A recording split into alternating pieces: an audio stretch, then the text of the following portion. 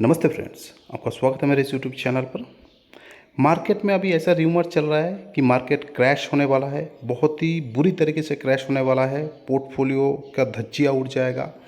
मेरा बहुत सारा सब्सक्राइबर भी मेरे को मैसेज किया, क्या सर मार्केट में बहुत बड़ा क्रैश आने वाला है, ऐसे में हम लोग क्या पोर्टफोलियो को बेच के निकल जाएं, क्या करना चाहिए। एवरीथिंग डिटेल में चर्चा करेंगे फ्रेंड्स, बने रहिए हमारे साथ। चैनल में नए हैं, चैनल को लाइक शेयर सब्सक्राइब कर दीजिए ताकि आने वाला हर वीडियो का नोटिफिकेशन आपको पास टाइम ले आए और से इन डेप्थ एनालिसिस का फ़ायदा उठा पाए और अकॉर्डिंगली काम काज कर पाए।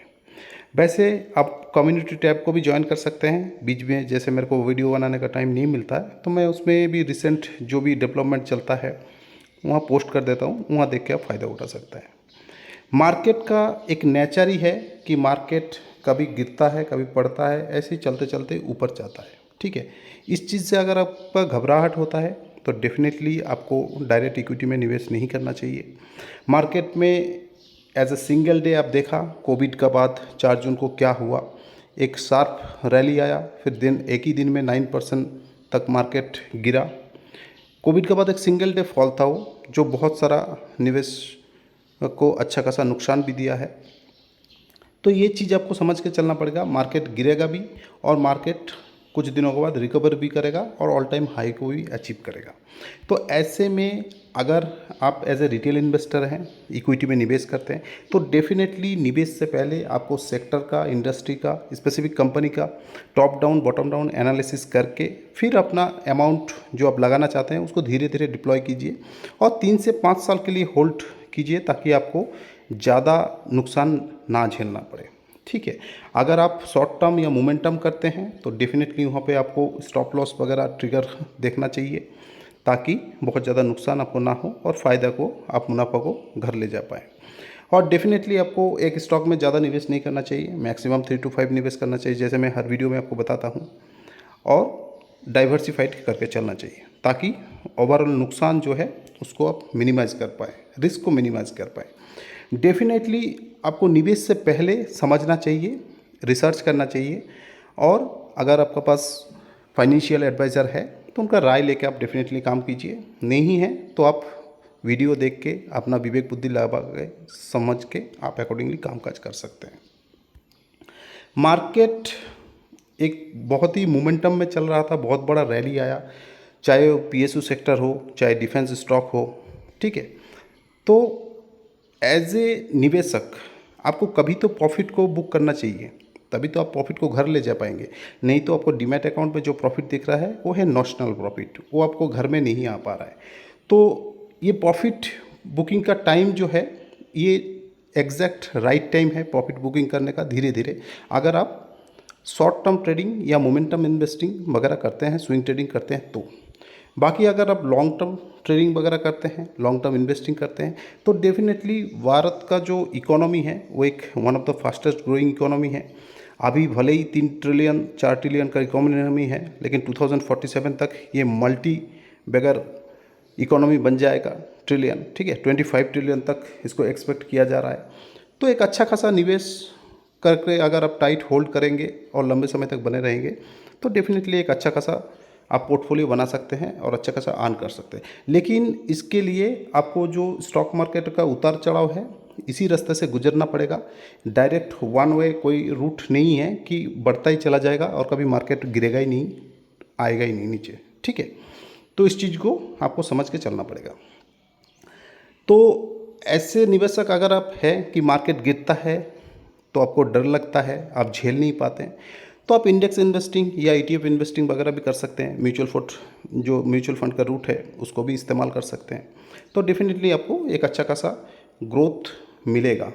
अगर इस ग्रोथ का जर्नी को आप इंटैक्ट रखना चाहते हैं, मुनाफा कमाना चाहते हैं, तो डेफिनेटली आपको गिरावट को भी झेलना आना चाहिए, वन वे रूट नहीं है।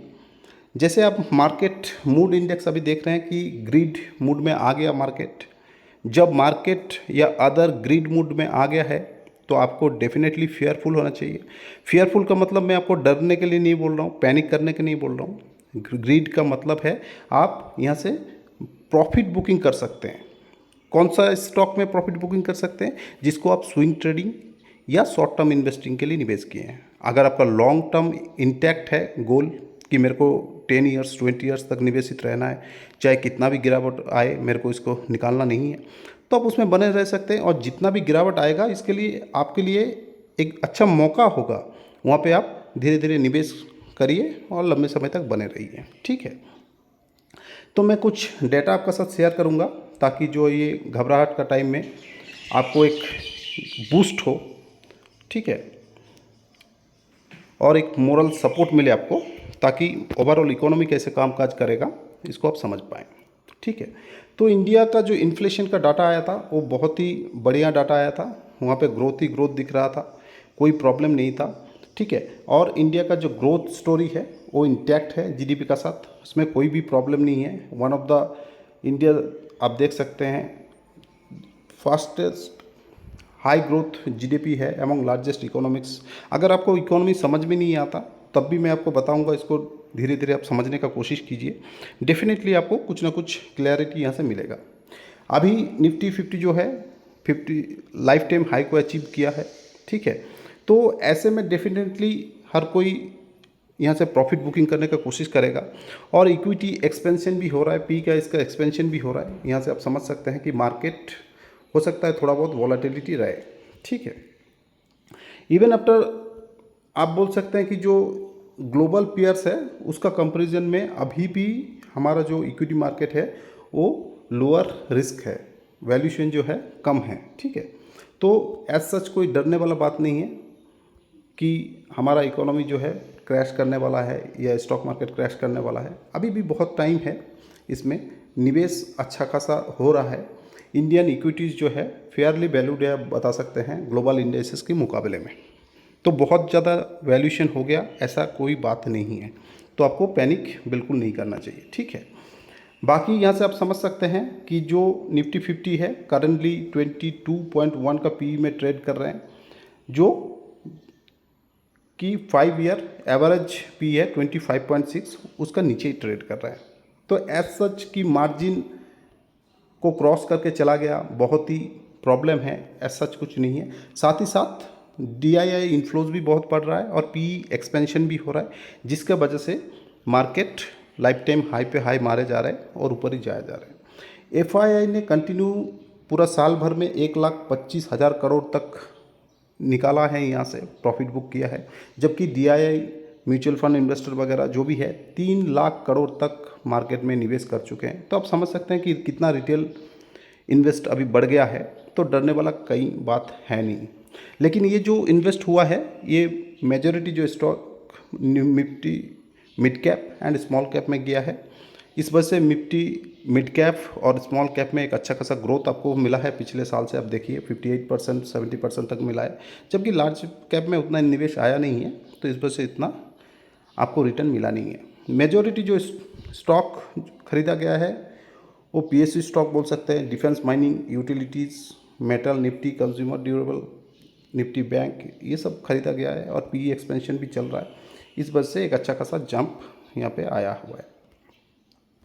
ठीक है, then 2/3 majority sector P at a premium 5 year historical average. ठीक है, यहाँ से आप समझ सकते हैं कि जो PE एक्सपेंशन है वो भी चल रहा है, लोअर प्रोविजनिंग है कोई बैंकिंग में, तो बैंकिंग में भी आने वाला दिन में कुछ ना कुछ ग्रोथ आपको मिलेगा बढ़िया। PSU में तो रैली अच्छा खासा हो गया, प्राइवेट सेक्टर में अभी बाकी है। ग्लोबल इक्विटी मार्केट जो है ये ग्रोथ आपको दिखाएगा। Market cap global indexes increase 14%, जबकि इंडिया का बढ़ रहा है 40% से। ठीक है, US का 23, ताइवान का 22 और इंडोनेशिया का 17। तो हमारा मार्केट अभी नंबर 4 पे स्टैंड कर रहा है। ठीक है, एक अच्छा खासा ग्रोइंग है, कोई प्रॉब्लम अगर आप ग्लोबल इंडेक्सेस को देखेंगे तो आपको कुछ प्रॉब्लम दिखेगा ही नहीं। इंडिया में काफ़ी सारा IPO अभी और भी पाइपलाइन है आने वाले टाइम में, बड़े बड़े IPO जैसे हुंडई का दिख रहा है, स्विगी का दिख रहा है, ओला का दिखेगा आपको। तो एक बुल मार्केट का अंदेशा तभी रहता है कि जब ये IPO आता है, बहुत ही ज़्यादा IPO इन्फ्लो होता है, तो मार्केट कभी ना कभी क्रैश नहीं करने देगा बाज़ार। ठीक है, नहीं तो ये IPO कौन सब्सक्राइब करेगा। ठीक है, तो यहाँ से भी आपको समझ में आना चाहिए कि मार्केट इतना जल्दी क्रैश नहीं करेगा। GDP ग्रोथ वगैरह जैसे मैंने आपको बताया सब कुछ बढ़िया चल रहा है, इसको आप पॉज करके भी पढ़ सकते हैं, देख सकते हैं। जैसे मैं बता रहा था आपको कि फोर्थ मार्केट कैप है in terms of GDP among the largest economy के बाद यूएसए, जापान और कनाडा, उसका बाद ही इंडिया स्टैंड करते हैं 138 में, जबकि यूएसए 216 तक मार्केट कैप टू जीडीपी अभी उनका चल रहा है। तो 10 साल का जो पी है हिस्टोरिकल एवरेज लोअर रेशियो में, ये 83 में आपको स्टैंड करते हुए दिखेगा। तो डरने वाला ऐसा चीज़ कुछ है नहीं, ठीक है, पैनिक बिल्कुल ना करें।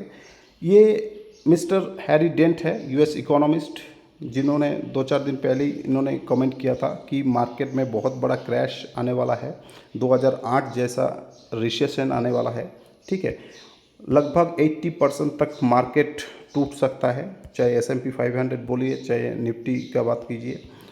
तो मेरे को तो नहीं लगता कि 86% तक, 90% तक ये सब टूट जाएगा, ठीक है, लेकिन इन सज्जन का कहना ये है। तो डेफिनेटली अगर आपको पहले से ही कॉशन मिल रहा है तो आप थोड़ा बहुत अपना पोर्टफोलियो को हल्का करके चलिए, या तो ज़्यादा से ज़्यादा कैश अपना पास रख के चलिए रिज़र्व करके, ताकि अगर ऐसा कुछ मौका मिले, पहले बात तो मिलेगा नहीं, अगर मौका मिले तो आप उस टाइम निवेश कर सकते हैं, ठीक है।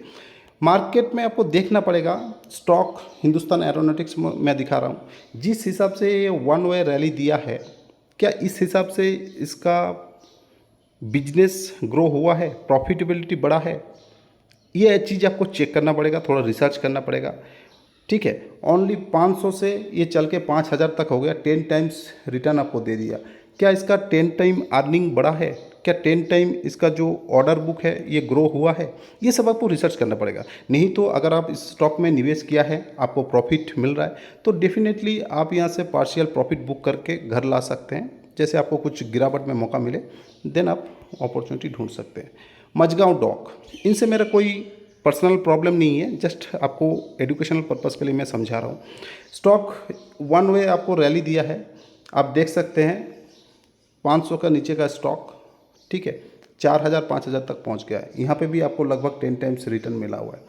तो इसको आप रिसर्च कीजिए, स्किनर में जाइए, इसको आप फंडामेंटल निकालिए, क्या ऑर्डर बुक 10 टाइम्स हुआ है 2022 से, क्या प्रॉफिटेबिलिटी बढ़ा है, ये सब चेक करेंगे तो आपको पता चल जाएगा कि इसमें ऐसे रैली आया है, ठीक है। आप देख सकते हैं 400 रुपये से लेकर 4000 तक, जैसे मैं मझगांव को बता रहा था, ठीक है, कैसे बुर्ज खलीफा बना रखा है। तो ये सस्टेनेबल नहीं है, ठीक है। जबकि बड़ा HDFC बैंक अपना 200 DMA का आसपास ही कामकाज कर रहे हैं। तो आप खुद रिसर्च कीजिए, कोटक महिंद्रा बैंक 200 DMA का नीचे कामकाज कर रहे हैं, ठीक है।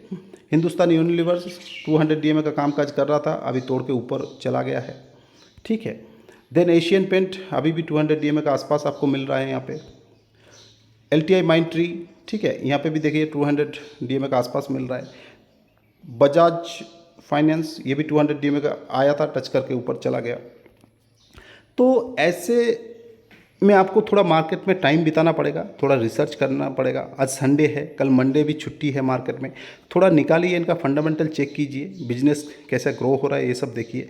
रिस्क टू रिवार्ड रेशियो कहाँ पर है, अगर आप मझगांव में HL में पैसा निवेश करेंगे या उस जैसा कोई भी स्टॉक में निवेश करेंगे, वहाँ पे आपका रिस्क ज़्यादा रहेगा ना, यहाँ पे इस स्टॉक में रहेगा जो लार्ज कैप है 200 DMA का आसपास मिल रहा है। आप थोड़ा रिसर्च कीजिए, देन अपना हार्ड एंड मनी आप निवेश कीजिए, ठीक है, तब आपको पिक्चर क्लियर होगा।